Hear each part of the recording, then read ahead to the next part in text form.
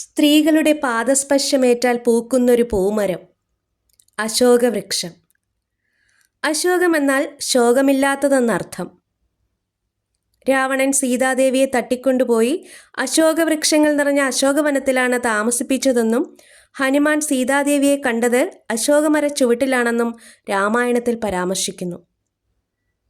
അശോകമരം വെച്ചുപിടിപ്പിച്ചാൽ സന്തോഷദായകമാണെന്ന് പത്മപുരാണത്തിലും മത്സ്യപുരാണത്തിലും പറയുന്നു. വടക്ക് ദിശയാണ് ഈ മരത്തിൻ്റെ സ്ഥാനം.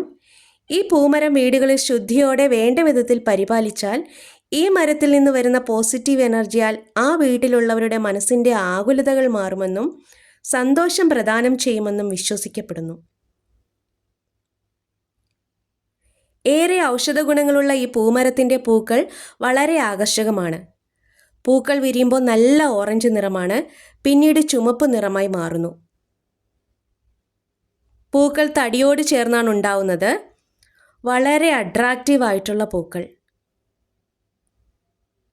പൂവിൻ്റെ ഉള്ളിൽ നിന്നും വരുന്ന നാരുകൾ പൂക്കൾക്ക് കൂടുതൽ ചന്തം നൽകുന്നു. ക്ഷേത്രങ്ങളിൽ പൂജയ്ക്കും മാല കെട്ടാനുമൊക്കെ അശോകപ്പൂ ഉപയോഗിക്കാറുണ്ട്. പക്ഷേ ശ്രീരാമക്ഷേത്രത്തിൽ ഈ പൂക്കൾ എടുക്കാറില്ല. കാമദേവൻ്റെ പഞ്ചബാണങ്ങളിലൊന്ന് അശോകപ്പൂവാണ്.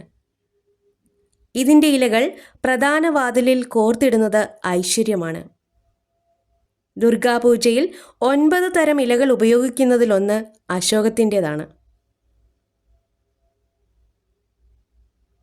സ്ത്രീകളുടെ പാദസ്പർശമേറ്റാൽ അശോകം പുഷ്പിക്കുമെന്ന് വൃക്ഷായുർവേദത്തിൽ പറയുന്നു. പവിത്രമായ ഈ വൃക്ഷത്തെ നമുക്കും വെച്ചുപിടിപ്പിക്കാം.